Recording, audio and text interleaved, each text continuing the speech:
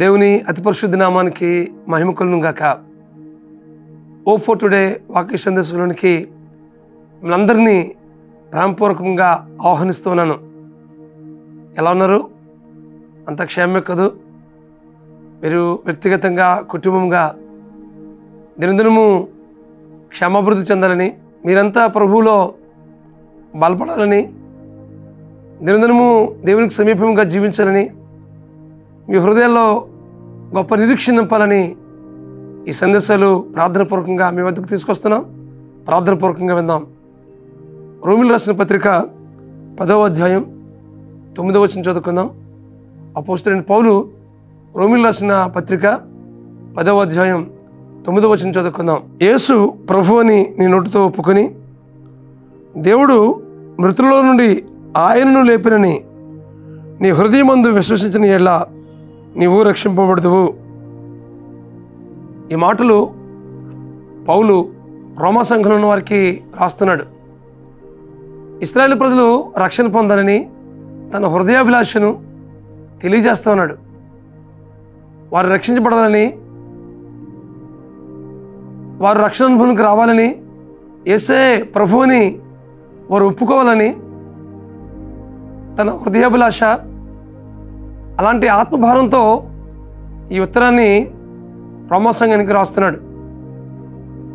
ఈ ఇశ్రాయేలు ప్రజలు చాలామంది కేవలం వారి స్వనీతిని ఆధారంగా చేసుకుంటూ బ్రతుకుతున్నారు. అయితే పౌలు అంటున్నాడు, మీ స్వనీతిని ఆధారం చేసుకునక దేవుని నీతిని మీరు కలిగి ఉండాలి అనే విషయాన్ని జ్ఞాపకం చేస్తున్నాడు. మీరు స్వనీతిని ఆధారం చేసుకోకుండా దేవుని నీతిని మీరు కలిగి మీరు జీవించినట్లయితే మీ జీవితంలో దేవుడు రక్షణ కార్యం జరిగిస్తాడని విషయాన్ని తెలియజేస్తున్నాడు. ఇక్కడ ఒక విషయాన్ని గమనించాలి.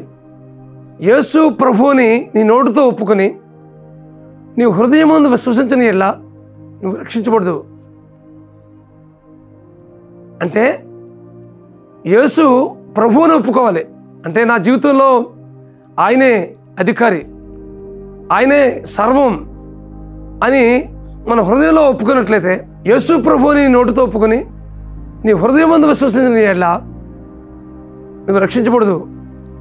ఇంకో విషయం కూడా చెప్పాడు కదా, ఆయన మృతుల నుండి తిరిగి లేచాడని విశ్వసించాలనే విషయాన్ని కూడా జ్ఞాపకం చేస్తున్నాడు. అంటే రక్షించబడడానికి ఒక సూత్రాన్ని, ఒక నియమాన్ని పౌలు రోమా సంఘంలో ఉన్నటువంటి ఇశ్రాయేలు ప్రజలకి తెలియజేస్తా ఉన్నాడు. మీరు రక్షించబడాలంటే యేసుక్రీస్తు మాత్రమే మీకు మార్గము అనే విషయాన్ని తెలియజేస్తున్నాడు. అంటే రక్షణకు ఆధారము, రక్షణ మార్గము ఎవరంటే యేసుక్రీస్తు ప్రభువే. యేసుక్రీస్తు ప్రభువుని మీ నోటితో ఒప్పుకొని ఆయన మృతుల నుండి తిరిగి లేచాడని మీ హృదయమందు విశ్వసిస్తే మీరు రక్షించబడతారని విషయాన్ని జ్ఞాపకం చేస్తున్నాడు. ఇక్కడ ఒక విషయాన్ని మనం గమనించాలి. ఈరోజు చాలామంది వారు స్వనీతిని ఆధారంగా చేసుకుంటూ బ్రతుకుతున్నారు. నేను మంచి నీతి కార్యాలు చేస్తున్నాను కాబట్టి నేనేం పర్వాలేదు, నేను బాగున్నాను అనుకుంటున్నారు. కానీ అది స్వనీతి దేవుని దృష్టిలో. అలా కాకుండా ప్రభువుని మీ సొంత రక్షణ అంగీకరించినట్లయితే మీ జీవితంలో ఆయన నీతిని మీకు ధరింపజేస్తాడు. తద్వారా మీ నీతిమంతులకు తీర్చబడతారు. మీ జీవితంలో రక్షణ కార్యాన్ని జరిగిస్తాడు. ఆ రక్షణ అనుభవం పొందుకోవడానికి ఒక సూత్రం ఏంటంటే యేసు ప్రభువుని మనం అంగీకరించాలి. ప్రభువా, నా జీవితానికి మీ ప్రభువుగా అంగీకరిస్తాను ప్రభువా, మీ అధికారానికి, మీ ఆధిపత్యానికి నేను అప్పగిస్తాను ప్రభు అని మీరు అప్పగించుకున్నట్లయితే మీ జీవితంలో దేవుడు గొప్ప కార్యం జరిగిస్తాడు. ఒకప్పుడు పౌలు కూడా యేసు ప్రభువుని ధృవీకరించి ఎవరైతే ఆయన అంగీకరిస్తున్నారో వారందరినీ హింసించాడు. కానీ ఒక దినాన యేసుక్రీస్తు ప్రభువు దర్శించినప్పుడు తన జీవితాన్ని సంపూర్ణంగా ఆయన అధికారానికి అప్పగించాడు. ఆయన ప్రభువుగా అంగీకరించాడు. ఆయన నోటితో ఒప్పుకున్నాడు. తద్వారా ఆయన జీవితంలో రక్షణ కార్యం జరిగింది. అలాంటి రక్షణ అనుభవాన్ని అనేక మంది పొందుకోవాలని ఉద్దేశంతో ఆయన తెలియపరిచాడు. ఈ వాక్యం ఉంటుంది మీ జీవితాల్లో.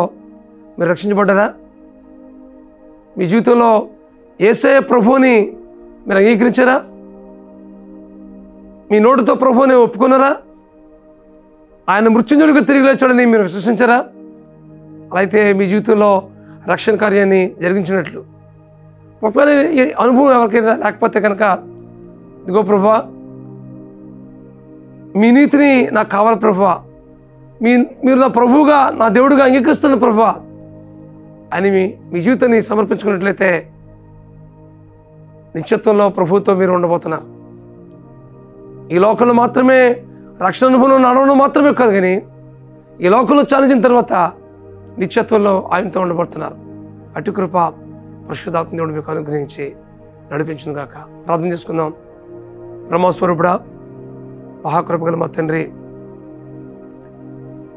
యేసు ప్రభువుని నిండుతో ఒప్పుకొని ఆయన మృతుల నుండి లేచాడని నీ హృదయం ముందు విశ్వసించిన యెడల నువ్వు రక్షించబడదువని ఆ సత్యాన్ని ప్రభువా పౌలు రోమా సంఘానికి తెలియపరిచినట్లుగా ఈ దినన్న ఈ వాక్యం ఉంటున్న మా ప్రియుల జీవితాల్లో మీ రక్షణ కార్యం జరిగించవలసిందిగా ప్రార్థిస్తున్నాను. మా తండ్రి మీకు వందనాలు. మీరే ప్రభువుని, మీరే దేవుడని, మీరే రక్షకుడుని, మీరు తప్ప పరలోకానికి మార్గం లేదని అనే విషయాన్ని మా ప్రియులు గ్రహించి, ఇదిగో ప్రభువా మీ అధికారానికి, మీ ఆధిపత్యానికి సంపూర్ణంగా అప్పగించుకుని బ్రతుకులగున కృప చూపించవలసిందిగా మనం చేస్తూ మీ కృపగల హస్తానికి అప్పగించుకుంటూ మా ప్రభువును, మీ ప్రియ కుమారుడును, మా రక్షకుడునైనా యేసుక్రీస్తు నామములో ప్రార్థించి పడుకుంటున్నాం తండ్రి. ఆమేన్, ఆమేన్, ఆమేన్. యేసు ప్రభువుని మీ నోటితో ఒప్పుకుని ఆయన మృత్యుంజయుడిగా తిరిగి లేచాడని మీ హృదయం ముందు విశ్వసించినట్లయితే దేవుడు మీ జీవితంలో రక్షణ కార్యం జరిగిస్తాడు. అలాంటి రక్షణ కార్యాన్ని పరిశుద్ధాత్మ దేవుడు మీ జీవితంలో జరిగించింది గాక. God bless you friends. Have a wonderful day. దేవుడు మీకు నిత్యము తోడు ఉండి నడిపించును గాక.